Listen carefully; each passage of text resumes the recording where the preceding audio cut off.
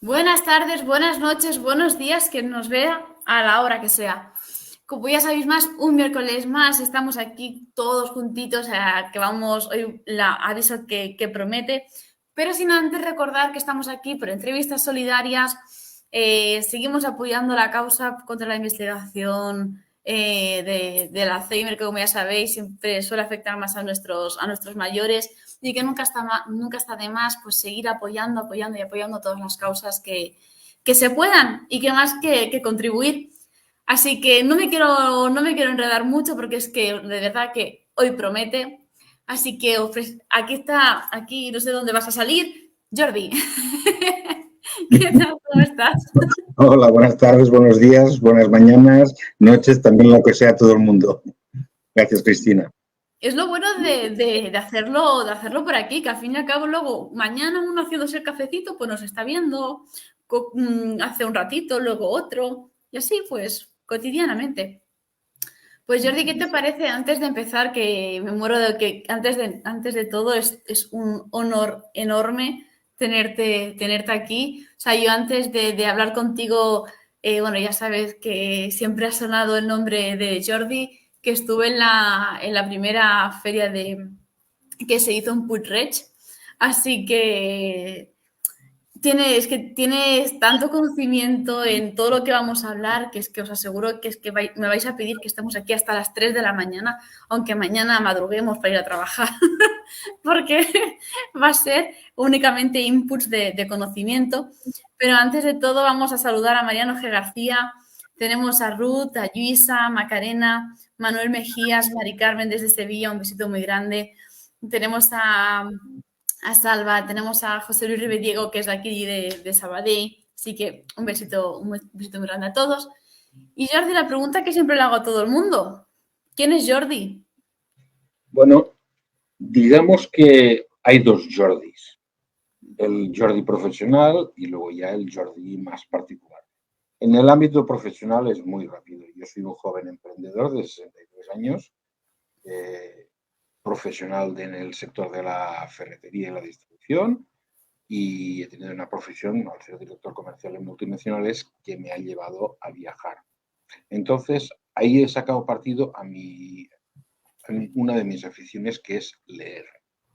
Yo, el Jordi particular, pues bueno, es un Jordi familiar, es un Jordi con sus amigos, pero también es un Jordi que le gusta mucho la historia y le gusta mucho leer. Entonces, yo viajando, pues claro, a partir de las 8 de la noche, cuando te retiras al hotel, yo viajaba siempre con mis libros y o una de dos, o leía o me ponía a escribir. Y ese es Jordi. Claro, porque Entonces, quieres también afinando un poquito y para que se formen una idea exacta los que nos estén viendo, eh, me ha gustado siempre mucho lo que es la historia y la novela histórica. O sea que el 95% de mi lectura es en ese camino. También reconozco, y ya con la edad que tengo me da lo mismo, ya a estas alturas yo no me corto un pelo, reconozco que soy desde hace 23 años miembro de la Gran Logia de España, o sea que soy masón. Pero tranquilos, que ni llevamos cuernos, ni cola, ni quemamos azufre. tenéis dos ojos, una nariz, una boca, todo, todo en Somos orden. personas normales. Coméis, ¿no? ¿Bebéis también? Sí, sí, sí. Bueno, sí. Mira, has citado un tema que tiene su importancia, porque nosotros cuando nos reunimos, a esas reuniones llamamos tenidas. Y después de la tenida viene el ágape, que quiere decir que cenamos. Y concretamente en mi logia, que es la más antigua de España después de la dictadura franquista, Ujú. tenemos la suerte de que tenemos un maestro de ceremonias que es chef y sommelier. Y él lleva, no sé, igual 20 años siendo maestro de banquetes, no le queremos cambiar el oficio porque es que nos prepara unas cenas increíbles. Que de rechupete. A él atado para decir, tú siempre a cocinar, no hay Siempre, sí, otra. sí.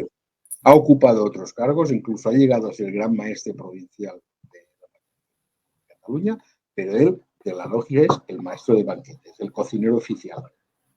Qué bueno.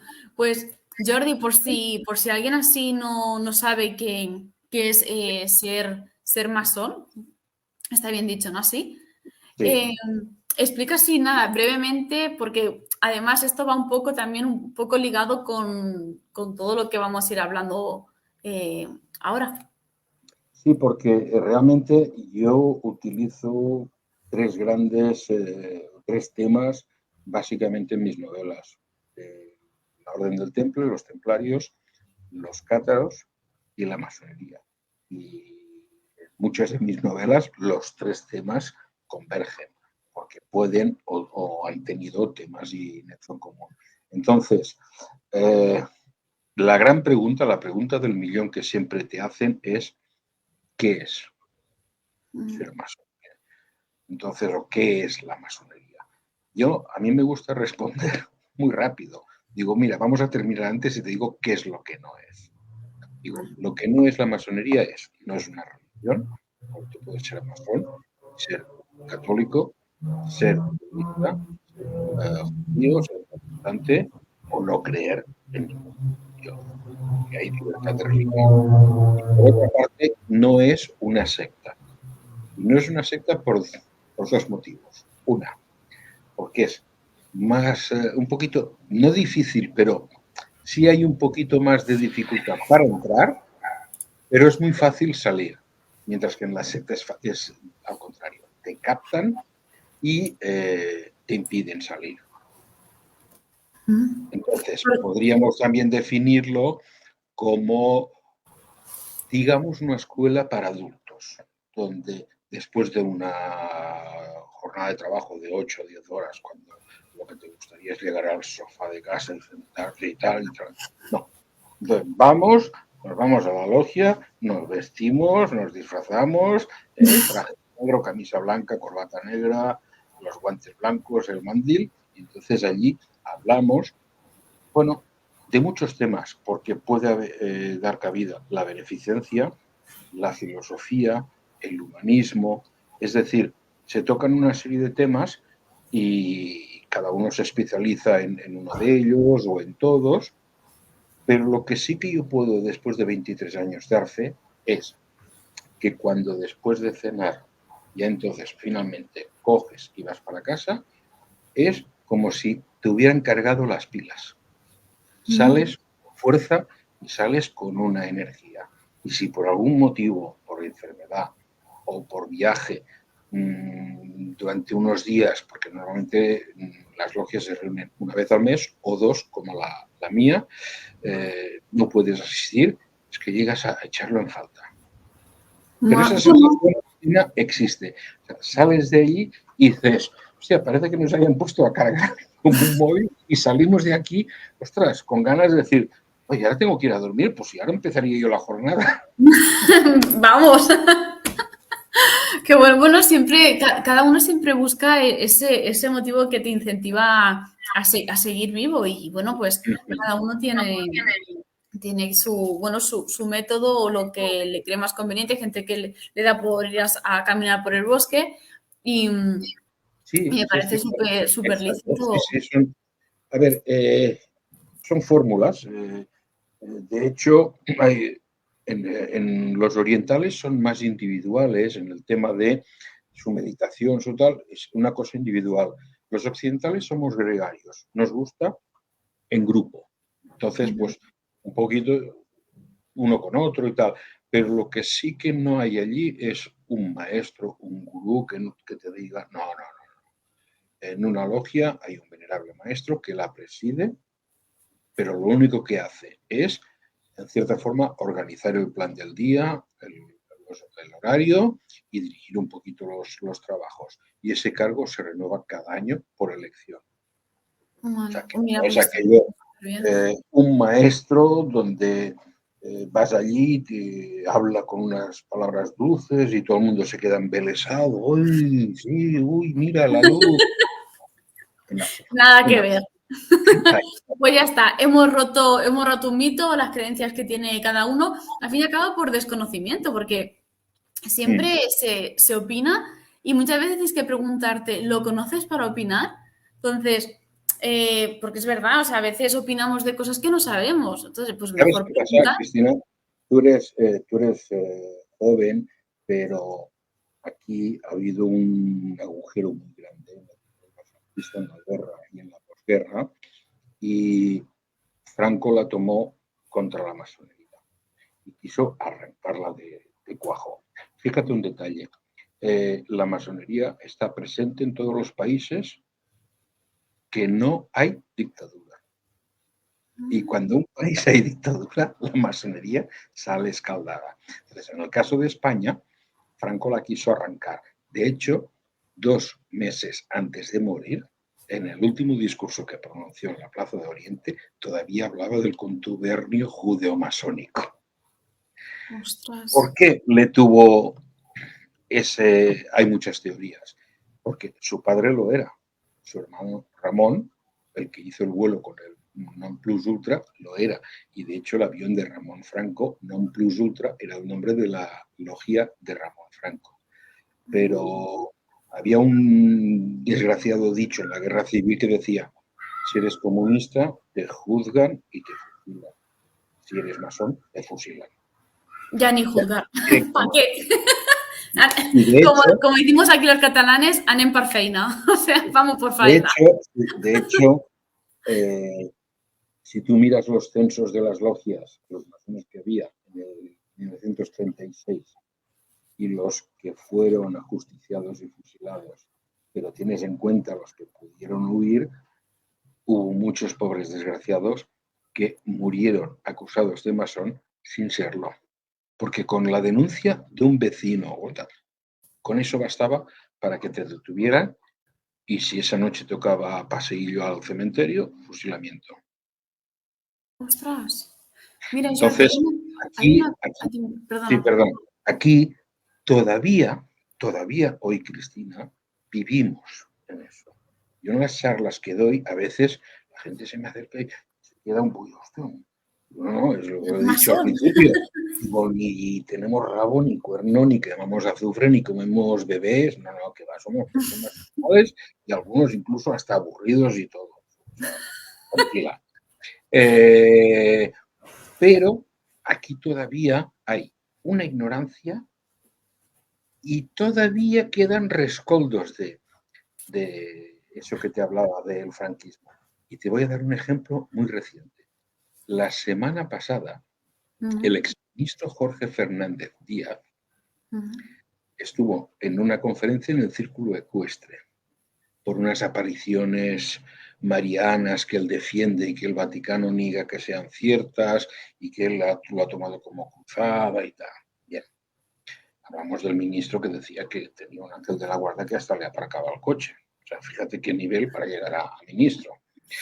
Marcelo decía que se llamaba su ángel de la guarda.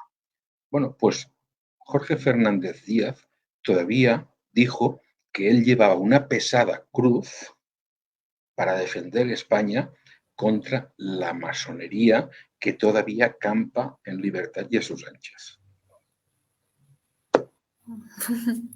Sigue estando a la orden del día. Y te digo una cosa, poder la masonería no tiene ninguno. Aquí poder lo tiene el Opus, no la masonería. Ostras, Jordi, mira, permíteme que se están incorporando. Tenemos a Sara, tenemos a José Colás, tenemos a Eri Michalzuk, tenemos a Carmen Martín, que creo que te suena. Pero mira, me comenta Eri Michalzuk, nos dice, disculpen mi ignorancia, pero ¿qué implica ser masón? Es decir, ¿bajo qué propósito se vive siendo un masón? A ver, el hecho de ser masón, que no quiere decir que tengas que ser masón para lograr el objetivo, porque nosotros también decimos que hay muchos masones sin mandil, es decir, que no han sido iniciados en la masonería, pero que se comportan como masones. A mí hay una frase que me encanta y es la de que el masón antiguo, en la Edad Media, construía catedrales y pulía las piedras para que esas piedras encajaran en esa catedral y esa catedral estuviera perfecta y no se derrumbara. Y prueba de ello es que todavía hoy las tenemos. La masonería moderna, de especulativa o de adopción, lo que hace es construir un gran templo, que es la humanidad, hombres y mujeres. Y entonces lo que hace es que cada persona, cada ser humano, es una de esas piedras de ese templo. Y lo que hace es pulirse a sí mismo, no a otros, sino a sí mismo. Porque la creencia es de que si tú como persona eres mejor persona, mejorarás la humanidad con tu granito de arena, tú, por lo menos. Hay un dicho que a mí también me encanta, que dice que el día que hombres y mujeres en todo el mundo se comporten como hermanos y se respeten mutuamente, ese día la masonería ya no tendrá razón de existir. No, no, la verdad que en ese aspecto es lo que se tiene que intentar, ¿no? Que al fin y al cabo, pues, sea como has dicho. Y mira, nos comenta Macarena si tus novelas son históricas y en qué época se desarrollan. Entonces, a partir de aquí, vamos a empezar a introducir y que nos vayas presentando Ultreya, ¿vale? Y que nos digas, bueno, en qué está ambientada, en qué época, y así aprovechamos y contestamos a Macarena. Yo después de 30 años de estudiar, investigar por mi cuenta, yo no tengo el título de historia, pero bueno, he dedicado 30 años de mi vida a ello, sobre todo lo que es la Orden del Templo, los Templarios, los cátaros y el catarismo. Y en la masonería, lo que es la historia y la simbología, y sobre todo la simbología, las sorpresas. Con el tema de la simbología, dice que nadie inventa nada, ¿eh? O sea, ya uno lo ha tomado del otro y se lo han ido pasando. Tiro siempre hacia novela histórica. Entonces, Ultreya es una novela que transcurre en la época actual. Y es, en cierta forma, tiene también trazas de thriller. Es una novela de misterio y de acción, pero con un trasfondo histórico. En el caso de Non Nobis Domine, que por ejemplo podríamos considerar la precuela, porque es un poquito en cierta forma la primera parte, aunque todas dos tienen principio y final, esa es puramente ficción o novela histórica, porque transcurre en la Edad Media. En el caso de Podía haber estado, también es una novela histórica, pero ahora yo tengo otra terminada que estoy presentando en editoriales, que es El secreto de Alba, y allí ya lo hago más difícil, rizo al rizo. Hay dos historias en la novela. Una, en la época actual, que hay una serie de asesinatos rituales misteriosos que un inspector de la policía y una policía científica investigarán. Y luego hay otra historia que arranca en la Edad Media y que va pasando en el tiempo, avanzando, y al final las dos historias van a encontrarse y van a tener relación. Con lo cual, son dos novelas en una, por decirlo de una forma. Pero siempre el trasfondo, es decir, mira, te voy a explicar una anécdota que me hace reír, que no, o sea, yo toco muy de pies. Hay gente que me dice, ostras, es que cuando leo una novela histórica tuya, de fábula, sabe muy bien y tal. Y una vez, por curiosidad, mis amigos, aquí en Mataró hay una vidente que echa las cartas y no sé qué, y no sé cuánto. Yo, como soy curioso, pues voy para allá. Pa'lante. Me hizo gracia, porque la mujer me dijo, es que cuando tú escribes novela histórica, no inventas, tú recuerdas. Digo, hombre, pues vete a saber, igual en alguna otra vida quizás sí que yo iba con la capa blanca de los templarios, pero no sé, me hizo gracia, es una anécdota. No, Pero pero sí sí, es un sí. género en el que me encuentro cómodo. No, además, mira, se acaba de conectar Ildefonso, que también le gusta mucho todo el tema de los templarios, porque ya es que nos conocemos. Eh, pero sí que es verdad que, bueno, es que yo lo tengo muy de cerca, como todo el mundo bien sabe, ya para qué ocultarlo. Pero yo creo que todo el mundo que os gusta los templarios, ¿no? Es lo que hablábamos antes. O sea, te puede gustar la Primera Guerra Mundial, la Segunda. Es que a quien le gustan los templarios es como, con todo el respeto, es el masoquismo de decir, no entiendo nada, tengo que pensar demasiado o tengo que crear en mi cabeza cojo este suceso y intuyo que ha pasado esto, porque es que hay tan poca información. Es cierto, de la Orden de Malta, que es la Orden de San Juan del Hospital, los hospitalarios, que son más antiguos que los templarios como orden, ellos todavía existen. La Orden de Malta hoy en día todavía existe. Y además sus archivos están perfectamente guardados durante siglos y siglos y ahí están. Pero fíjate cuántas novelas y películas y series ves de la Orden de Malta o de los hospitalarios. No. De los templarios, oye, documentales, libros, revistas, series, películas. Tiene morbo, ¿me entiendes? Tiene morbo. Entonces, o uno de dos, o te gusta el morbo y te vas a la prensa del corazón, o te gusta el morbo histórico y te vas a los templarios. Los otros son muy aburridos. La Orden de Calatrava. Sí, ya sabemos todo. Sí, ya lo sabemos. Con los templarios, claro, ¿cuál es el tema real? Es una orden que fue abolida por el Papa Clemente V, no condenada, cuidado, ese detalle es muy importante, no la llegó nunca a condenar a pesar de las presiones del rey francés, sí que la abolió. Claro, fue abolida por herejes. Entonces, ¿qué pasó? Que se intentó durante siglos borrar toda su huella. Entonces, pues, mucha de su huella fue destruida y solamente nos quedan en archivos documentos administrativos, la compra-venta o transmutación de un terreno, de un castillo, una donación, o sea, cosas administrativas, pero realmente el kit de la cuestión, no. Y si tú te miras solamente por lo que fueron acusados, hay para buscar. Fueron acusados de herejes, de adorar una cabeza parlante, de pactar con el enemigo. Los templarios en Tierra Santa veían que, bueno, de vez en cuando venía una nueva cruzada con un rey que estuviera de moda, fuera Ricardo Corazón de León o fuera rey francés y tal, pero claro, venía la tropa de Europa, llegaban, luchaban, saqueaban y se iban. Ellos eran los que quedaban allí y los que tenían que convivir y poner paz.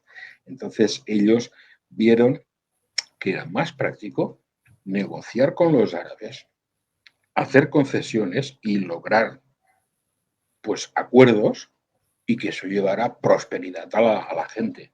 Y eso en Europa era mal visto.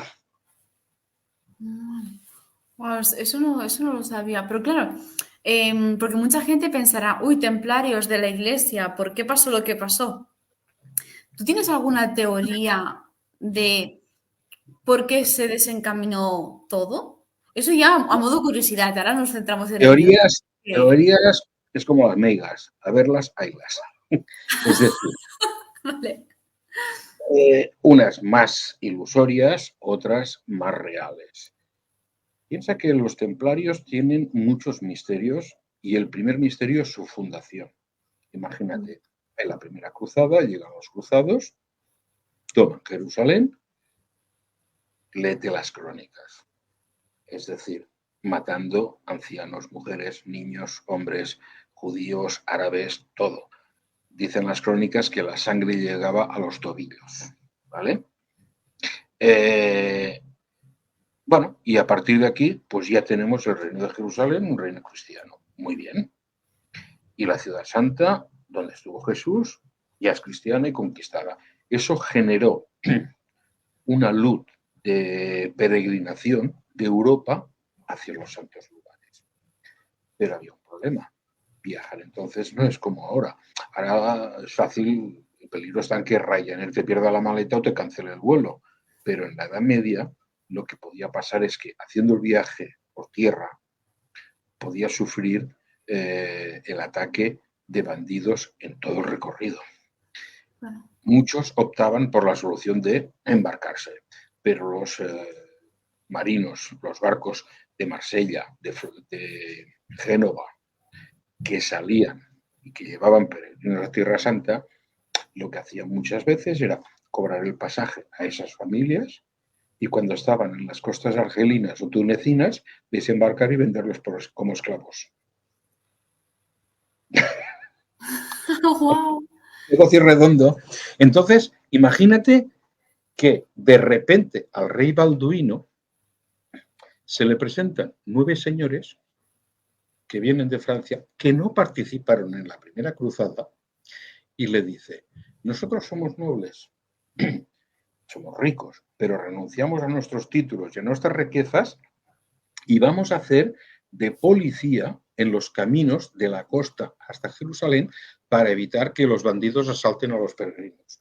Bandidos que eran árabes, pero también cristianos que no habían podido volver a Europa por falta de dinero. Y el rey Balduino dice, perfecto, me parece estupendo. Pues mira, quito a los monjes del Santo Sepulcro de su sitio y os pongo a vosotros. Ese sitio donde los ubicó era el solar donde había estado el templo de Salomón, destruido por los romanos. De ahí les vino el nombre, porque ellos empezaron como los pobres caballeros de Cristo. Pero como ocupaban el solar del templo, eran los del templo y ya finalmente los templarios. Pero tú párate a pensar, ¿tú sabes los kilómetros y kilómetros o millas, para los que nos escuchen de más allá del Atlántico, que hay entre la costa y Jerusalén a vigilar por 9 personas? Una Es locura. imposible, es imposible. Entonces, que esos eran locos, ¿qué pretendían? Pero todavía hay más. Les dan ese sitio y aunque tenemos crónicas documentadas de que el rey Balduino tuvo muchas batallas contra los árabes para defender la frontera de su reino, en ninguna consta que los templarios participen. ¿Y qué estaban haciendo? Pues resulta que según consta en la documentación, estuvieron 9 años los 9 templarios iniciales recuperando, limpiando y desescombrando los subterráneos que había bajo el templo de Salomón. 9 años haciendo esto. Cuando terminaron, que según las crónicas dice que había salas subterráneas que cabían 1000 camellos y 1000 caballos, Hugo de Payens y otro más regresan a Europa.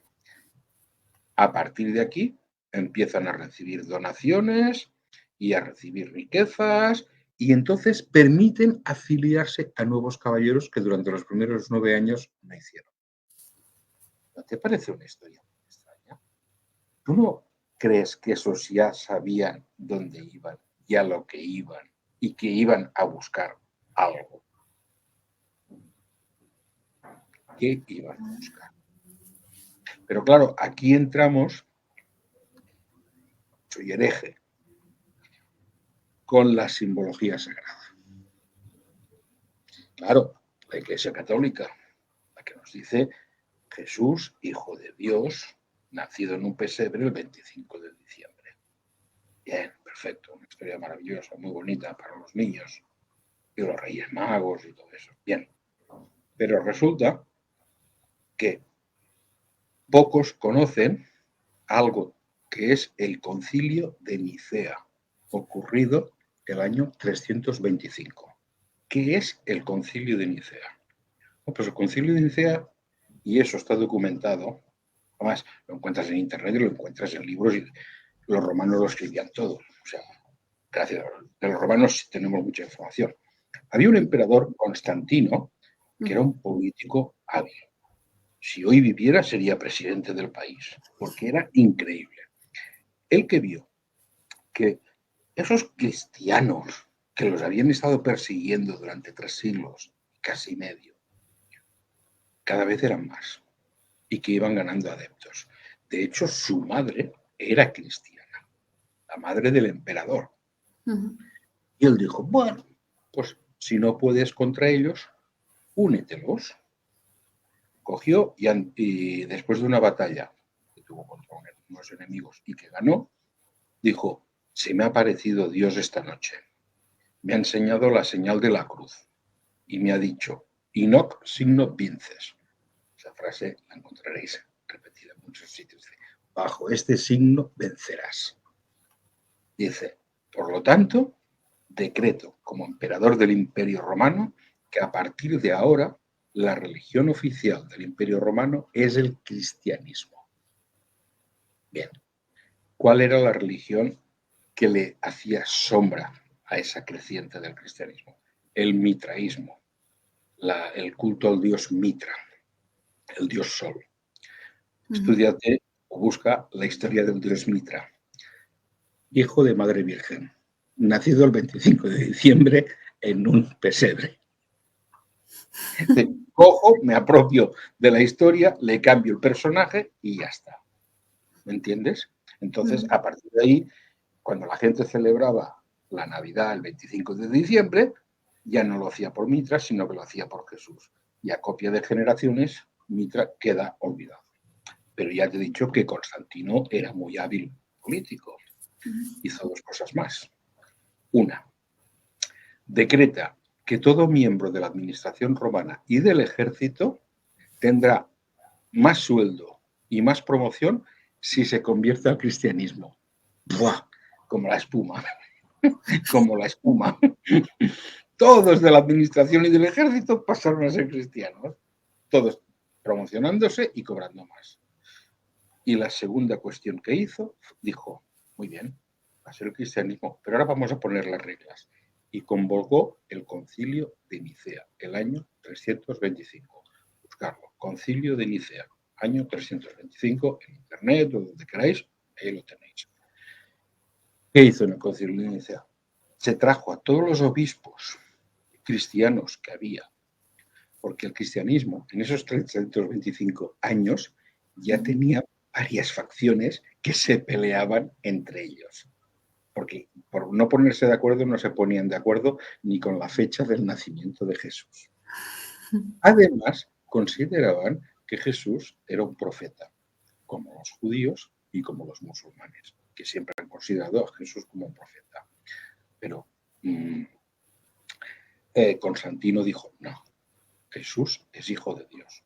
¿Por qué? Porque las religiones que había hasta ese momento eran dualistas, dual, blanco-negro, frío-calor, es decir, toda cosa tiene su dualidad, su contrario. Y él dijo, yo voy a ser más que ellos. Dios Padre, Dios Hijo, y cierro con el Espíritu Santo. Nosotros somos tres, no dos, tres, más que los demás. Por lo tanto, decretó en este concilio que Jesús es hijo de Dios. Y lo deificó entonces. Hijo de Madre Virgen. Hay muchos hijos de Madre Virgen, hasta en nuestros tiempos. Pero si tú buscas en la historia de dioses antiguos en simbología sagrada o filósofos griegos o filósofos romanos, te encontrarás que hay muchos nacidos de Madre Virgen. Es un título, no es una cuestión al pie de la letra biológicamente hablando. ¿No entiendes? Es cuando tú dices de una persona es hijo de Madre Virgen en la antigüedad, era lo que en catalán decimos un ben parit. Está muy bien parido, un tío formal, un tío con ética, bueno, ¿me entiendes? Bien parido. Era un título, no era una cuestión biológica. Pero claro, para defenderlo, pues hacía falta crear la figura del Espíritu Santo, que era la que cerraba el triángulo que presidimos muchas iglesias. Y cogió, y de los 100 y pico evangelios que corrían por todas las facciones cristianas y tal, dijo, señores, no, solo hay 4 buenos, los 4 que hoy componen el Nuevo Testamento. El resto a la hoguera. El resto a la hoguera. Por suerte algunos han sobrevivido. ¿Me entiendes? Y tenemos crónicas. Y ese fue el pistoletazo de salida. Que luego vino el señor Pablo de Tarso, que le dio un rayo en la cabeza, según dijo, se cayó del caballo y vio la luz. Hoy lo tenemos por San Pablo.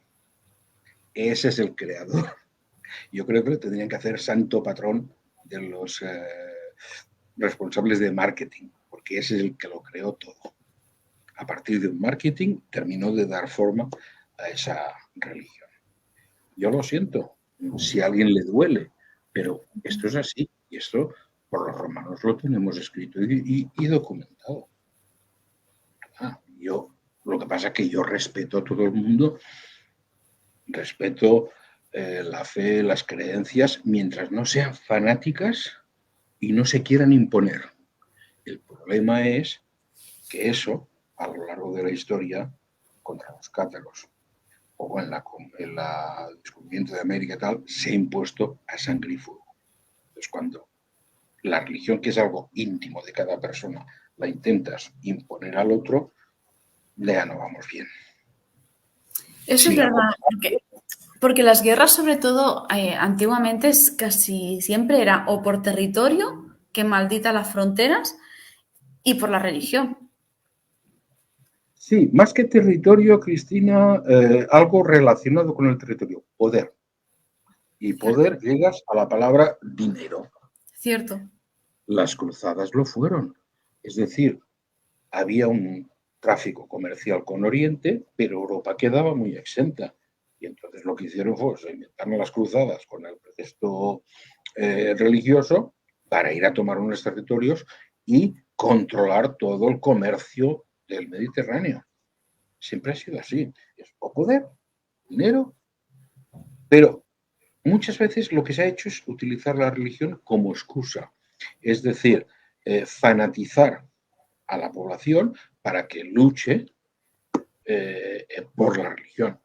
Bien. Yo creo que la religión es algo de cada persona, es libre de creer, no creer o creer en lo que quiera, lo puede compartir perfectamente, pero lo que no puede nunca es imponer. Cuando se impone... Pero ni la religión ni nada, igual que no. ahora estamos aquí con el tema de la ideología, lo mismo, yo pienso, yo creo, vale, perfecto, o sea, yo acepto que tú creas, que tú piensas de una manera diferente a mí, pero igual que yo te respeto, respétame tú a mí, porque a la que mi libertad se ve cohibida por la tuya, yo dejo de ser libre, entonces No. o Si me lo puedo bonito agachar es, o puedo violentarme. claro, si lo bonito es que yo pueda conocer tu opinión, tus razonamientos y tú los míos. Y a partir de aquí, pues puedes, a lo mejor llegamos a un mix, ¿me entiendes? O no, o lo que Sí, sea. sí, Es siempre se decir, da aprende, igual. siempre. Dice, dos no discuten si uno no quiere. Se ha dicho Sí, siempre, ¿me sí, entiendes? pero Pero el imponer. Mira, te voy a poner un ejemplo que yo siempre lo he tenido muy claro. Yo he viajado mucho por trabajo por España y por Europa. Hablo catalán, hablo castellano, hablo inglés, francés e italiano. Y yo la lengua siempre la he tenido como una herramienta de comunicación. Cuando la lengua es una herramienta de separación, no vamos bien. te sigo perfectamente, Jordi. La cultura es para compartirla. Y yo cuando he ido a Galicia me ha encantado oír gallego y tal, y probar, conocer su cultura, su música, su gastronomía, y les he explicado la mía, y cuando he ido a Andalucía lo mismo. Es decir, la cultura, y al hablar de cultura, hablas de lengua, de gastronomía, de historia, es compartirla y conocer la otra. Cuando la cultura la usas para crear una frontera, no vamos bien. Cierto. Pero desgraciadamente, Bueno, pero bueno, ten al en fin y al cuenta que cabo, la mentalidad de la Edad Media era otra. Yo también aconsejo siempre cuando se lee novela histórica o se lee historia, Cristina, es intentar cambiar el chip, no tener la mentalidad del siglo XXI, porque entonces no entenderías muchas cosas. De la misma forma que si viniera uno de la Edad Media aquí, ahora nos viera hablando con una pantalla y tal, es que le explotaría la cabeza. O cuando nos oyera hablar, o fuera a una playa y viera a hombres y mujeres en bañador. ¿Entiendes? no, está claro, cada uno, o sea, hay Cada cosa que... en su contexto. Y cuando te trasladas a una época histórica, has de hacer un ejercicio mental de ponerte en situación. Y bueno, puedes aceptarlo o no aceptarlo, entenderlo o no entenderlo, pero es que eso en aquel momento era así. O sea, recuerda, hace 2 siglos la esclavitud era perfectamente legal y al contrario, cuando uno tenía esclavos, socialmente era muy aceptado, porque decir que era pudiente. Y Era que ahora, tenías, sí. pues, No, gracias a pero Dios, evolucionó.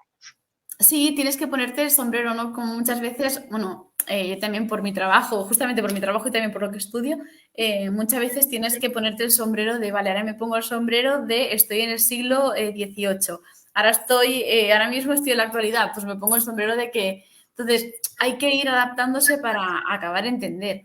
Y mira, nos dice Luis Bolívar, hablando todo del tema de los templarios, que me está comentando cositas, nos dicen, había muchos intereses en acabar con la orden. Se habían hecho muy poderosos y habían perdido los territorios de Tierra Santa. Era un ejército perfectamente armado que no dependía del rey de Francia. Es Luego que no también, dependía, no dependía de ningún rey, Cristina. Es decir, la orden del Temple estaba, lógicamente, en Tierra Santa y estaba en Europa. A ver, en Europa lo que hay que entender es que, por ejemplo, en Francia la mayoría de enclaves templarios eran granjas productivas. Los castillos, como Miravet, los encontramos en la frontera, pero si ya te vas a Puig-reig o Palau-solità, allí eran encomiendas que eran granjas, porque ellos, aparte de unos bravos guerreros, eran banqueros y muy buenos negociantes y productores. Entonces, eso les dio un poder que hoy no hay multinacional en el mundo que se pudiera equiparar a ellos. Y no dependían de nadie. Y solamente rendían pleitesía al Papa. Con lo cual, los de Francia, con educación al rey, pero no le obedecen. No. Los de España, lo mismo. Los de Italia, lo mismo. O sea, la orden del Temple estaba bajo las órdenes del Papa, de ningún rey. Pero sí que despertaron, como dice muy bien Bolívar, muchas envidias. ¿Por qué? Porque se veía su parte externa, esa riqueza. Pero ¿por qué era rica la orden del Temple? Aquí hay que hacer una puntualización. Los templarios eran pobres. La rica era la orden del Temple. El templario era pobre. Él tenía su equipamiento y basta. ¿Entiendes? Otro error, el sello del Temple. ¿Recuerdas los dos montados en un caballo?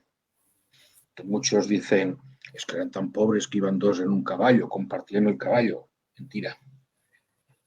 El templario guerrero, porque había el templario administrador, el templario agricultor, el templario herrero, es decir, cada uno tenía sus cualidades. El caso de zona de frontera, zona de lucha, el caballero guerrero, ¿por qué era bueno?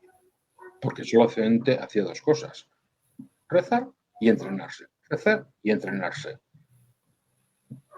Una vida sana, porque lo que hoy conocemos por dieta mediterránea la encuentras en los estatutos de la Orden del Temple. Carne 3 veces por semana, fruta cada día, legumbres mínimo 1 vez por semana. Si lo miras, no eran tontos. Ayunaban por cuaresma, pero el hermano enfermo o el hermano que estaba en zona de batalla y que tenía que luchar, quedaban exentos. Claro, no mandarás a uno a luchar sin haber alimentado. le da Entonces, un parraque. pero como empresarios, ellos lo que hicieron fue controlar toda la cadena de distribución. Es decir, tenían sus granjas donde había empleados a sueldo, cosa que a los señores feudales les fastidiaba muchísimo, porque claro, el señor feudal lo que tenía en su población no eran, o sea, eran casi esclavos, o sea, producían, le entregaban todo al señor feudal y el señor feudal les daba lo justo para que no murieran de hambre, mientras que los empleados del temple, los asalariados, tenían su salario y trabajaban para el temple y además eran alimentados. Entonces, esas granjas, había piscifactorías, en el Llobregat había piscifactorías, había granjas para producir producción agrícola, animales. De eso sí que tenemos mucha información porque tenemos los censos, las cabezas bovinas, las cabezas de corderos, tal, que tenía cada granja, ¿me entiendes? Y a lo mejor en una granja, como era la de Palau Solita, aquí cerca de Barcelona, había un caballero y 50 empleados, porque no había peligro, no había lucha, ¿entiendes? Y producían. Pero luego tenían su sistema de distribución. No se iban a una agencia de transportes que les cobraran, no, tenían sus propios carros y sus caravanas para llevar esos productos al consumidor. ¿Dónde se llevaban esos productos al consumidor? Porque no había Carrefour, pero había los mercados de los pueblos. Los mercados de los pueblos era una concesión que hacía la Iglesia muchas veces. Y ellos tenían la concesión de mercado de muchos pueblos, con lo cual producían, transportaban con sus medios y en los mercados, en los pueblos, en esas ferias, vendían su producto y ahí ganaban. Lo que iba a ultramar tenía su propia flota, eran marinos y tenían su propia flota. Otro tema que es misterioso es que llevando sobre todo equipamiento, víveres y material a Jerusalén, al final del Mediterráneo, había dos puertos, Colliure, aquí en la frontera francesa, muy tocando a España, y el más grande y más importante, La Rochelle, en la costa atlántica, donde iban desde La Rochelle, en la costa atlántica. Pero bueno, eso de momento lo vamos a dejar. Entonces, otro tema es que ellos eran austeros y hacían de banqueros. ¿Qué quiere decir eso? Muchos nobles y monarquías, como el rey francés, Philippe le Bel, que siempre me gusta decir le Bel, no el Bello, para no confundirlo con el de Juana la Loca, el español. No, Philippe le Bel, el francés. Muchas monarquías lo que hacían era o bien dejarles sus joyas para que las guardaran, porque ¿dónde estaría mejor guardado que en una casa guardada por guerreros templarios? O bien les pedían préstamos. Ellos tenían dinero de uno, se lo prestaban al otro. Cuidado, en la Edad Media, prestar dinero a cambio de comisiones, usura, estaba prohibido y penado por la Iglesia. Solamente lo hacían los judíos. ¿Qué hacían los templarios? Más listos que el hambre. Bueno, yo te dejo dinero, no te voy a cobrar interés, pero acepto que tú me des un regalo, un premio. Es decir, yo no te voy a cobrar comisión, pero sí te acepto una donación. Y ya está, la trampa. Entonces, ¿qué pasaba? Cuando llegó el 1307, que la mayoría de monarquías estaban endeudadas hasta las cejas con el temple. Y el primero rey francés, porque el rey francés despilfarraba a manos abiertas. Y además había intentado una maniobra que fue, expulsó a los judíos y les embargó todo. Con eso no tuvo suficiente. Luego devaluó la moneda, lo que provocó que el pueblo francés se empobreciera más. Y eso fue poco antes de ese fatídico 13 de octubre de 1307, cuando los apresaron. Porque hubo unas revueltas en París que el rey francés se tuvo que refugiar en la casa del Temple, si no lo matan allí mismo los parisinos. Y entonces cuando él, refugiado en la casa del Temple de París, vio todo lo que atesoraban allí, dijo, esta es la mía. Él ya había intentado con su hijo hacerle maestre del Temple, pero le dijeron, no, esto no funciona así. Esto funcionará en la política del siglo XXI, pero aquí ahora no. El maestre es por elección. Luego intentó con un papa atacar la orden del Temple. Este papa no quiso. Bueno, pues lo persiguió y lo acosó a través de su secretario Nogaret hasta que ese papa murió. El segundo papa pasó exactamente lo mismo. Incluso Nogaret, el secretario del rey francés, lo tomó preso en Roma y por las torturas ese papa murió. ¿Qué hizo entonces el rey francés? como había nombrado cardenales franceses y muchos de ellos parientes, cogió uno de ellos, Bertrand de Got, y le dijo: tú vas a ser el nuevo papa, Clemente V, pero cuidado, me vas a deber favores. Y por eso el papa se plegó a la trampa urdida por el rey francés. Pero cuidado, cuando los comisarios franceses llegan la madrugada del viernes 13 de octubre de 1307 a la casa del Temple de París y entran, esas riquezas que hacía una semana o dos había visto el rey, no había nada, estaba vacío. O sea, el depósito estaba vacío. En La Rochelle, que había 12 embarcaciones, cuando se levantó el sol, no estaban. Y así muchos sitios. No encontraron nada en ningún sitio. Por eso se habla siempre del tesoro de los templarios, porque muchos lo habían visto, pero el 3 de octubre, cuando se hizo de día, no había. En ningún lado había desaparecido. Es otro de los misterios. ¿Tú crees que una organización militar y económicamente tan poderosa como la Orden del Temple no hubiera sabido que hacía años que el rey francés preparaba esa trampa contra ellos? Es imposible. Y luego, que pudiera el rey francés coordinar en toda Francia para que en las 2000 encomiendas entraran los comisarios locales a prender los templarios el mismo día a la misma hora, y que no había teléfono, ni fax, ni WhatsApp, ni nada. Entonces era un tío a caballo llevando un mensaje. Cuesta de creer. Si te trasladas a la época, cuesta de creer. ¿Que posiblemente ellos ya lo sabían? Posiblemente. ¿Que no todos cayeron? No, no todos cayeron y no a todos los apresaron. Yo a veces sanamente me discuto con historiadores porque les digo: oye, la Orden del Temple son apresados y tal, en 1307 se acaba, en octubre, aquí en la Corona de Aragón. Jaime II se esperó hasta diciembre, pero fueron cayendo todos y tal. Digo, ¿cómo es posible que en Escocia esté documentada la batalla de Bannockburn años después y que las crónicas digan que las tropas escocesas, muy inferiores en número a las inglesas, estaban perdiendo, y que un pelotón de templarios se une a la batalla, arremetiendo contra la vanguardia inglesa, los hicieron huir, y si el rey inglés no pone pies en polvorosa con su caballo, ahí mismo cae presa? Estaba pasando años después de que no existía la orden. No hay ningún historiador que me sepa la solución.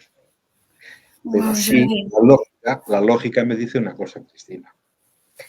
Cuando el Papa promulga la bula a los reyes de la cristiandad diciendo: señores, los templarios son herejes y tal, y hay que prenderlos y tal, dice: el que no lo haga, le voy a excomulgar.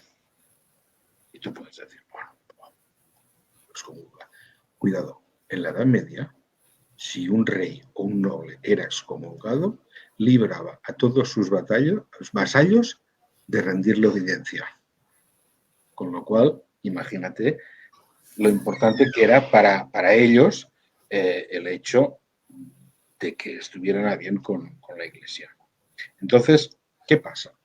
Que en Escocia, el rey escocés, Bruce, estaba excomulgado. Y el pueblo escocés también. Era el mejor sitio para irse a esconder, porque ya estaban excomulgados. Era el sitio ideal. Madre mía, Jordi, me está explotando la cabeza. Otras cosas ocurrieron distintas. En la corona de Aragón hubo un juicio en Valencia y después de 2 años aquí se les consideró inocentes. Pero como había orden, se les dio la posibilidad de ingresar en otra orden o de vivir de una pequeña renta el resto de sus vidas. Y ahí nació la Orden de Montesa. Porque el rey lo que hizo fue, en vez de dar las posesiones de los templarios a los hospitalarios como había ordenado el Papa, creó la Orden de Montesa con familiares suyos, Jaime II, y ahí fueron a parar las posesiones del temple. Y más curioso es Portugal. El rey portugués, el rey Dini, dice, mierda, ahora que yo estoy luchando contra los árabes, reconquistando el sur de Portugal y que los templarios son mis mejores aliados, ahora viene el Papa y me los cacharra todo. Y dice, bueno, vamos a hacer una cosa. Vale, abolimos la Orden del Temple. Ya no existe más la Orden del Temple en Portugal. Creo la Orden de Cristo. Y a partir de aquí todos los templarios ingresan en la Orden de Cristo. Ya está, ya no hay temple, hay la Orden de Cristo. Busca por curiosidad en internet el estandarte, el escudo de la Marina portuguesa. Espera, que me la apunto. ¿Cómo? El estandarte de la Marina portuguesa, la Cruz del Temple. Yo hace años, estando en Bilbao por trabajo, visité el buque escuela portugués y al entrar estaba el estandarte allí y le digo al oficial de guardia, hombre, la Cruz del Temple. Y dice, no, Orden de Cristo. Y bueno, Orden de Cristo sí, pero... bueno, sí, Temple, pero ahora Orden de Cristo. ¿Por qué? Ya está. Porque allí los templarios continuaron como Orden de Cristo. Entonces, estudiate la Orden de Cristo. Expertos navegantes, ¿me entiendes? Expertos navegantes que recorrieron medio globo navegando.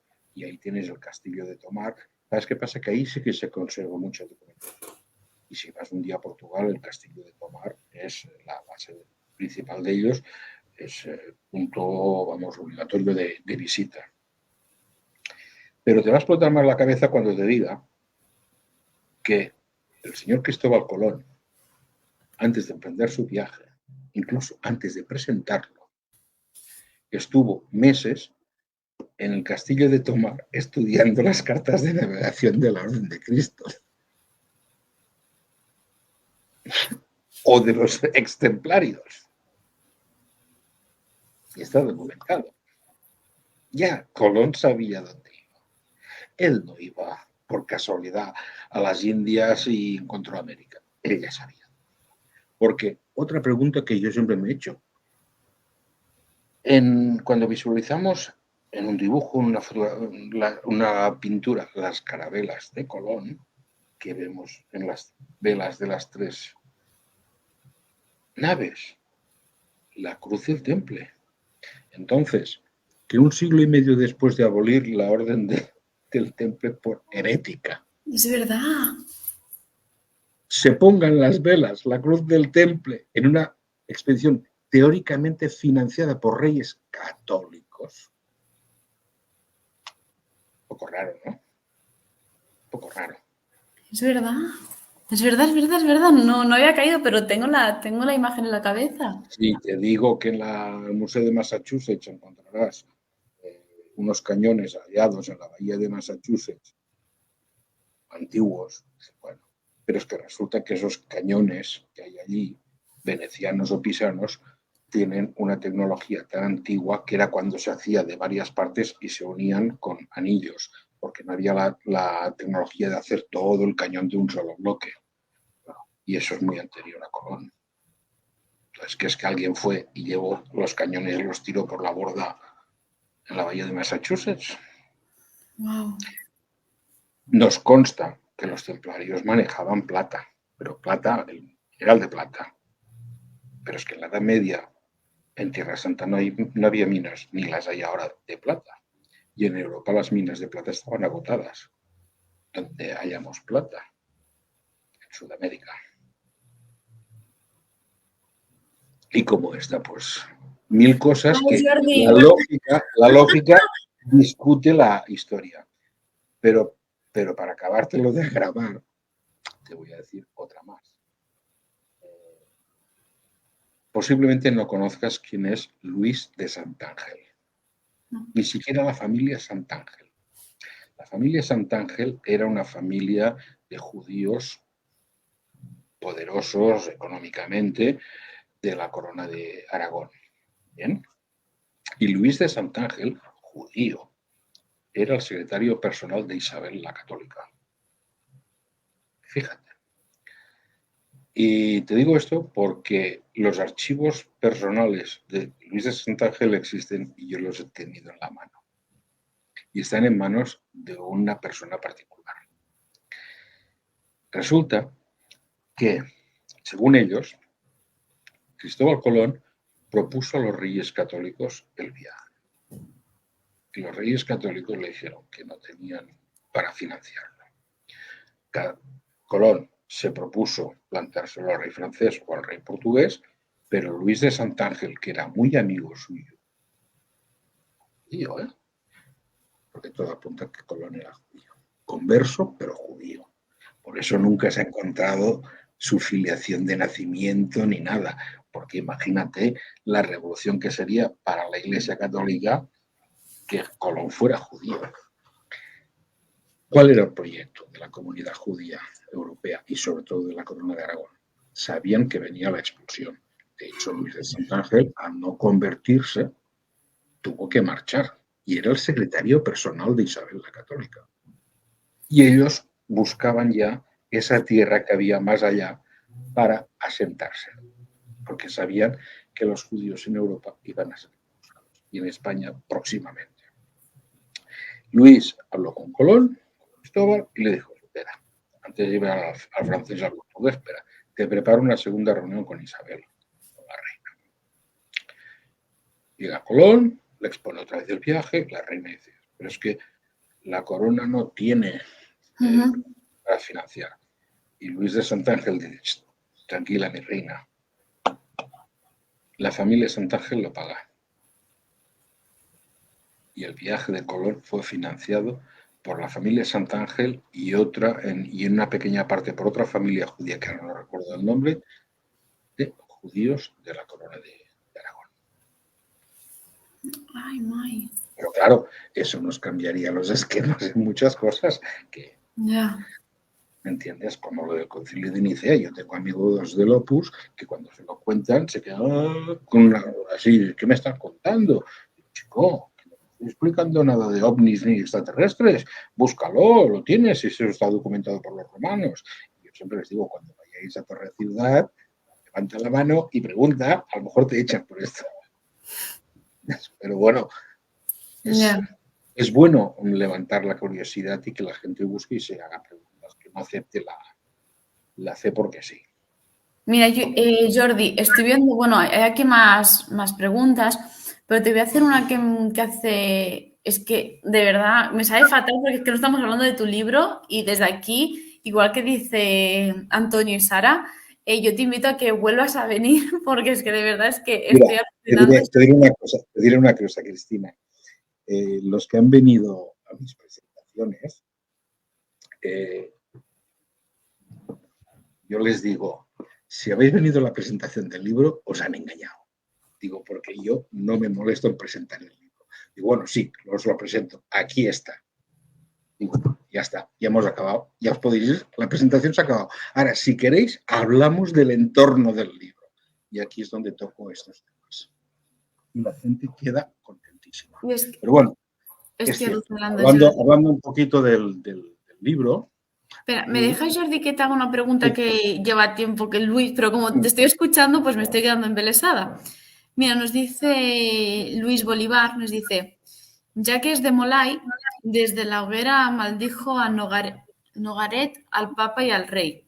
¿Es cierto lo de los reyes malditos o solo es una percepción posterior? A ver, hay una cosa que es cierta, es que el Papa y el Rey murieron antes de cumplirse un año. El Papa bastante rápidamente de una terrible enfermedad, murió prácticamente desangrándose por dentro, y el Rey murió a causa de una caída de caballo en una cacería, menos de un año de cuando quemaron a Jacques de Molay, que lo quemaron junto a dos oficiales templarios más. Hay una leyenda, es una leyenda, no se sabe si es cierto o no, porque lógicamente no había cámaras de televisión retransmitiendo, que dice que Jacques de Molay les lanzó la maldición diciendo, yo voy a reunirme con el Creador, pero vosotros, antes de un año, tendréis que reuniros con él y rendir cuentas. si es cierto o no es cierto. Lo que sí es cierto es que en menos de un año los dos murieron.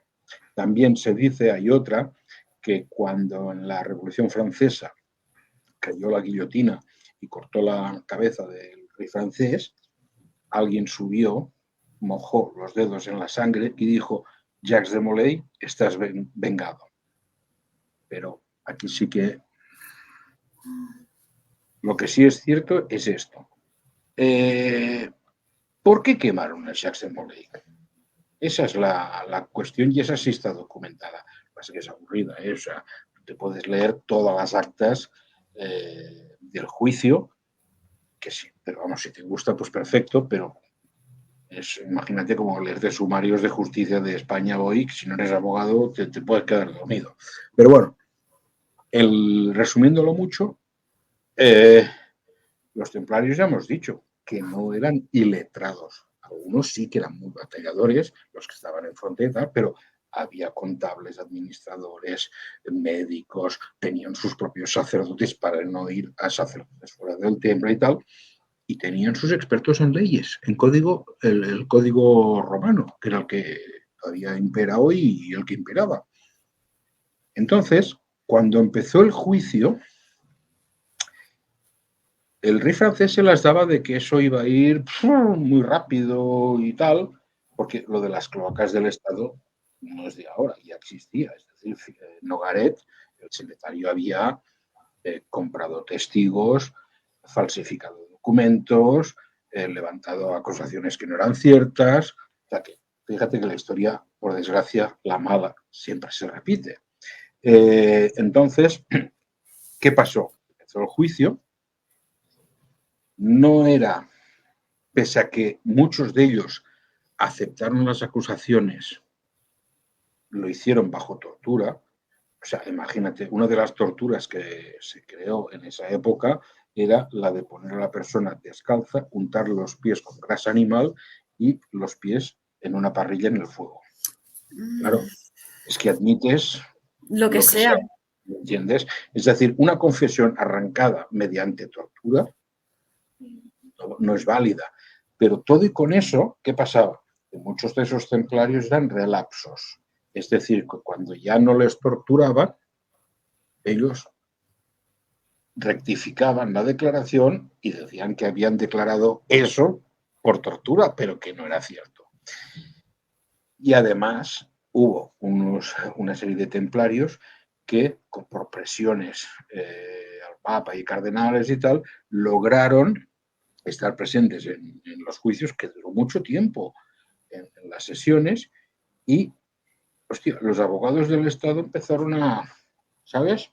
Aquello, que la cosa no va tan bien, a ver si vamos a perder el proceso. Y al final el rey francés, viendo que existía el peligro de perder el proceso, cortó por lo sano. En la isla de los judíos, en el Sena, una isla que hoy ya no existe, cogió a su maestre, Jacques de Molay, junto a otros oficiales del temple, y los quemó. Y dijo, ya está, se descabezado. Lo de la maldición, no sé si ocurrió. Una leyenda. Es una leyenda, pero sí es cierto que a los pocos meses el Papa murió con una enfermedad y que cuando ese proceso estaba sanísimo y que el rey francés murió en una cacería de una caída de caballo. Ya digo, cada vez que con los templarios miras de levantar la alfombra, te sale un misterio. Claro, hoy en día tenemos medios, tenemos un poquito, pues no sé, la intuición, la arqueología también trabaja mucho con la intuición.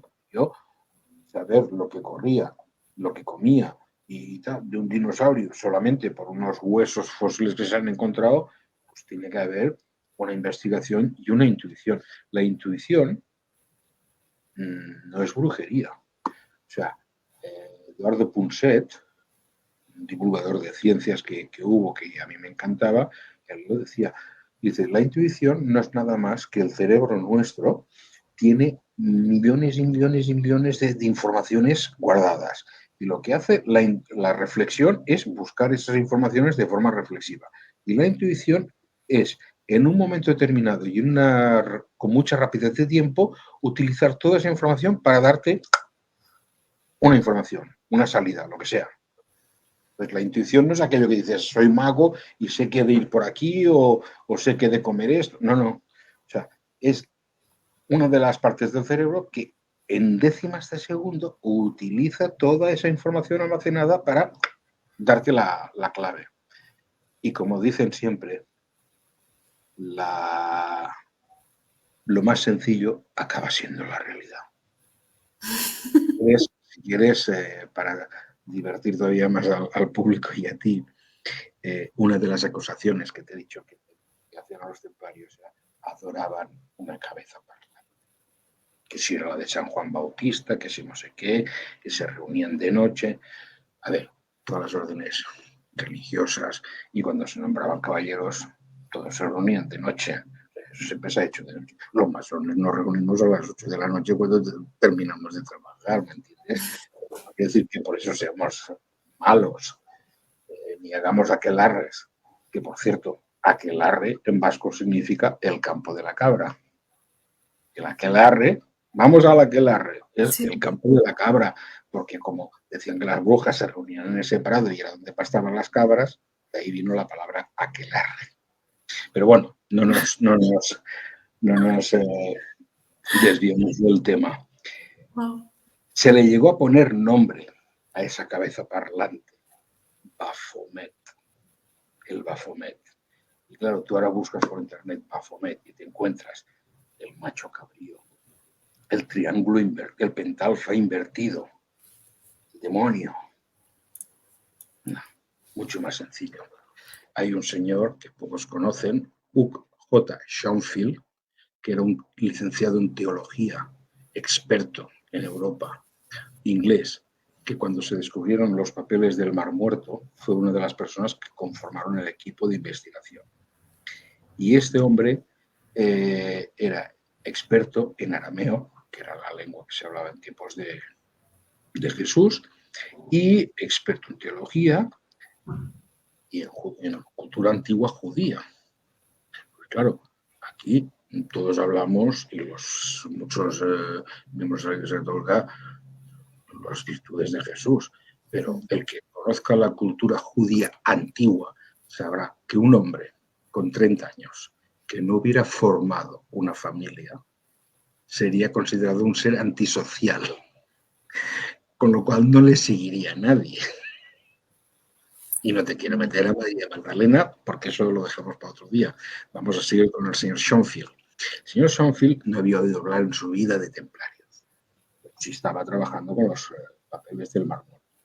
Entonces, él utilizaba el código Atbash, un código anterior a Jesús, porque no olvidemos que en ese momento los judíos están ocupados por los romanos y había una resistencia y de hecho había revueltas, ¿entiendes?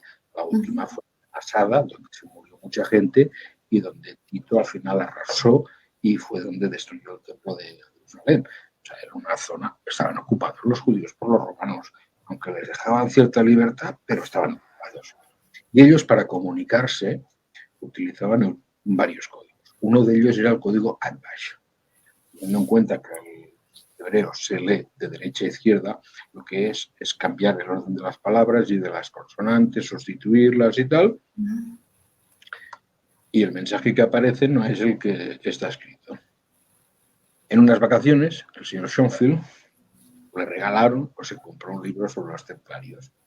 Y ahí topó con la palabra Baphomet, que muchos de sus iluminados dicen que si era Mahomet, Mahoma. Y el señor Schonfield se le ocurrió traducir Baphomet al hebreo y aplicarle el código Atbash. Y resulta que la palabra Baphomet se le transforma en la palabra Sofía, del griego, conocimiento, saber. Ellos adoraban el conocimiento y el saber. Fíjate qué sencillo. ¿Y cómo se representa a Sofía el conocimiento y el saber con el pentalfa, los pitagóricos, pero invertido, la punta hacia abajo. La punta hacia arriba es Jesús, el tetragramatón, pero por la punta hacia abajo es Sofía, la diosa del conocimiento del saber. Cuando vayas a Río Lobos, mírate la ventana o el rosetón, el pentalfa invertido que hacían en Río Lobos por las noches allí, en ese rincón perdido del mundo. Conocimiento, saber. Madre mía, Jordi, de verdad. Nos queda para otro si quieres. Wow, wow. No, yo lo que sí diría es, le podéis, lo más fácilmente es encontrarlo en Amazon, Ultrella, o por Jordi Matalló, tal. Os va a gustar porque yo lo que intento siempre es entretener y divertir al lector con una trama dinámica, a la vez que le vas dando estas informaciones, porque, ya te digo, yo en un principio mi primera tentación fue escribir ensayos, con todo ¿Ensayos? lo que había asesorado. Pero claro, pensé, un ensayo histórico lo leerán los 4 locos como yo, que les gusta el tema y basta. Entonces lo que hice fue irme a novela histórica, entonces utilizo lugares, es decir, cuando en mi novela estás en un lugar, la documentación es perfecta. Es decir, si está en la Edad Media en una encomienda en el año 1243 y tú buscas en los archivos del Archivo Nacional de Cataluña esa encomienda, por ejemplo, de Palau-Solità o de Puig-reig, ¿cómo era? Verás cómo está en la novela. Eso lo trabajo mucho, ¿entiendes? Pero luego lo que yo hago es crear unos personajes o utilizar personajes reales y hacerles hacer diálogo. Y en la primera, en Non Nobis, lo que hago es utilizar la figura del maestro y del aprendiz para transmitir esta información. Entonces, cojo un chico de 14 años de la época moderna, ahora de nuestro tiempo, por un efecto que no viene al caso, pero tiene importancia al otro lado de la Edad Media, un caballero templario, Guillem de Cardona, lo toma como escudero, como aprendiz, y a partir de aquí, ellos hacen todo un recorrido, donde incluso cruzarán los Pirineos, desde Barcelona visitando encomiendas. Esas encomiendas están descritas perfectamente, conociendo cómo comían, cómo vivían, cómo era el orden del templo. Llegarán a Montsegur, convivirán con los cátaros, estarán con los cátaros hasta la caída de Montsegur, con lo cual el lector conocerá el catarismo, lo vivirá. De ahí irán a Escocia para que conozca el chico Víctor la cultura druídica, la cultura celta, de ahí a Tierra Santa y de Tierra Santa vuelta y él vuelve a nuestra época. Pero ese Víctor que empieza la novela con 14 añitos es un chaval, pues como ahora sería un chaval de 14 años, todo el rato vacilándole al templario, discutiendo, no sé, y a medida que va pasando la novela ves que va madurando y ya al final de la novela sus razonamientos ya son de adulto, ya es, porque él es el elegido para el elegido. Y en esta, Ultrella, que en cierta forma es la segunda parte, aunque todas dos tienen principio y final, Víctor ya tiene 28, 29 años. Y entonces, por un asesinato que hay en Soria hace 80 años, que fue archivado por la policía como suicidio, y por un robo que hay extraño en el castillo de Ponferrada y un hallazgo que se encuentra en la biblioteca Arús de Barcelona, que es una biblioteca con el fondo masónico más importante que hay en España, pues desencadena que Víctor emprenda un viaje hacia el Camino de Santiago. Pero no el Camino de Santiago que hacen cada día los turistas, porque el Camino de Santiago lo han cambiado de recorrido 1000 veces a lo largo de los siglos, sino el antiguo, el auténtico, porque como si fuera un juego de la oca, va a tener que ir descifrando en cada sitio dónde tiene que ir para conseguir llegar a la etapa siguiente. Y la etapa siguiente, la etapa siguiente. Pero claro, resulta que los servicios secretos del Vaticano están en ello también, una logia masónica está en ello también, y luego los servicios secretos del Vaticano que tienen el apoyo local de un cártel de fariña, de harina blanca, de Villa García de Arousa. ¿Entiendes? Veremos qué pasa. Y ahí ya veremos qué pasa. Jordi, mira, está leyendo por aquí comentarios y yo no te voy a hacer una encrucijada, nunca mejor dicho, pero yo te propongo que vengas otro día y sigamos hablando, porque de verdad que yo, bueno, es que ni he hablado, porque es que me he quedado anonadada todo el rato escuchándote, todo lo que he aprendido. He visto por allí, por algún comentario, que Trinidad también decía que también estaba aprendiendo muchísimo. Yo creo que todos estamos aprendiendo mucho de ti, Jordi. Y que... Mira, eso es lo que a mí me alimenta y me gusta. Yo recuerdo cuando publiqué el primero, la alegría que me dio recibir emails de Andalucía, de Extremadura, del País Vasco o incluso de Sudamérica, que me decían, ostras, no sabíamos qué eran los templarios, ni que habían, los cátaros, ni que habían existido y tal. Y gracias a tu libro, hostia, lo hemos podido conocer y además hemos buscado y nos ha gustado el tema y lo hemos ido siguiendo. Eso es lo bonito, ¿me entiendes? A mí, yo no digo que yo no tengo la verdad. A mí lo que me encanta, y de hecho lo pongo en los libros, digo, si buscas la verdad, en el libro no la vas a encontrar. Digo, posiblemente cuando termines tendrás más dudas que cuando empezaste. Yo lo que me gusta es despertar la curiosidad, que la gente busque, porque ese es el placer de toda persona y el derecho a que no te digan la verdad, que tú la puedas buscar, porque al igual que el Camino de Santiago, llegar a la plaza del Obradoiro está muy bien, pero donde se disfruta es durante el camino y en cada etapa. Y hay que vivirla cada día, cada etapa, ¿entiendes? Cabe decir que yo tengo pendiente hacer el Camino de Santiago, que mi padre me dijo que cuando se jubilase lo haríamos los dos juntos. Y yo estoy esperando a que se jubile, que aún le quedo, pobrecito mío, que por suerte tengo unos padres jóvenes, pero estoy esperando a que mi padre se jubile para hacer el Camino de Santiago con él, ¿eh? Pues hay muchas curiosidades. Ya tengo muchas ganas y eso me lo dijo desde cuando era mamá, era muy pequeñilla, ¿eh? Y aún me acuerdo, que luego no le entra la bagueta. Y así lo dice uno de los protagonistas del libro, ¿no? Dice, bueno, hay gente que hace el Camino de Santiago, hostia, he hecho 25 kilómetros en un día. Es para decirle, pues muy mal. Oye, si lo que te gusta es esto, coge las rondas de Barcelona y empieza a dar vueltas. Digo, porque tú lo que haces es andar y basta.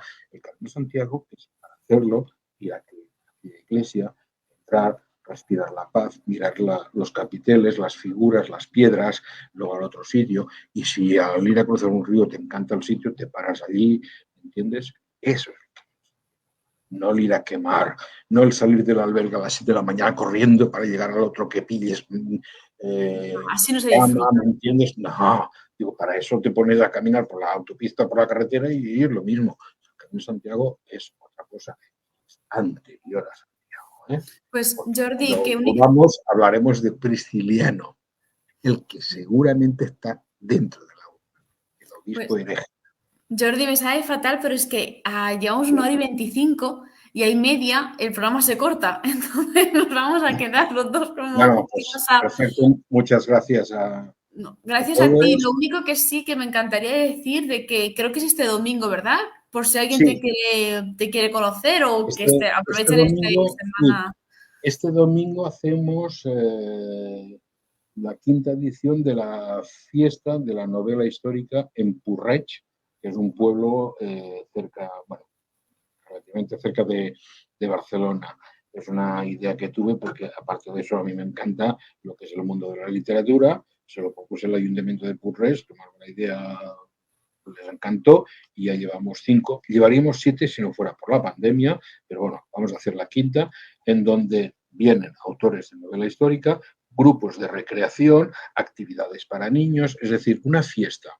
Y los lectores pueden hablar y estar allí y charlar tranquilamente con sus autores sin ese, como es el día de San Jorge, que haciendo una cola y que te firma que, como Pepe, para Pepe, venga, otro. No, ahí no, es una interacción. De hecho, ahora el problema principal que tenemos es que cuando se acercan las fechas, como el boca a oreja corrido, los autores y las editoriales nos llaman de, oye, que quiero venir. Cabe decir que estuve en la primera, ¿eh? Sí. No, hombre, porque teníamos una gran autora como era Carmen, o sea, tu madre. Mi madre. Que de hecho me ha puesto por aquí por los comentarios. Te lo presento, Cristina. Gracias. Mira, yo soy, ya te lo he dicho, un defensor de las causas. Entonces, voy a hacer un pequeño discurso en donde voy a arremeter contra lo que yo digo los escritores oportunistas mediáticos. Y cuando llega San Jordi, Jorge, que es el locutores de radio, que si no sé qué, que todos sacan su librito, ¿entiendes? Esos no son escritores. Esos son oportunistas. Y voy a hacer un poquito un discurso en contra. Y luego decir que para que le gustan los libros, el día del libro no es San Jordi, es los 365 días del año. De verdad. Así acabamos. Jordi, que me queda 1 minuto y medio, nos van a cortar. Perfecto. Un besito. Cristina, Quédate, ya me dirás. quédate por aquí, que ahora hablamos un segundín. Perfecto. Vale. Pues Muy bien. Muchas gracias a ti y muchas gracias a todos.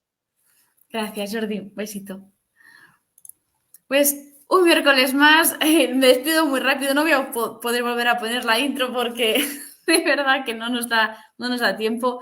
Creo que sobran las palabras, creo que de todo lo que ha comentado Jordi, de todas las anécdotas, que ojalá pueda venir otra vez aquí porque todos nos hemos quedado, yo creo que embobados escuchándolos. Nos vamos a quedar con la última frase ahora mismo que ha dicho, es que un buen lector o un buen escritor son los 365 días del año. Así que un besito muy grande. No sé cuándo nos volveremos a ver, entiendo que cerquita, pero en el mes de abril lo más seguro es que no aparezca mucho porque, bueno, como ya sabéis, estudios, trabajo, pero estaré aquí por las redes. Pero si Jordi Martillo necesita volver a venir, yo rompo y en abril vuelvo. Así que un besito muy grande. Nos vemos cuanto antes.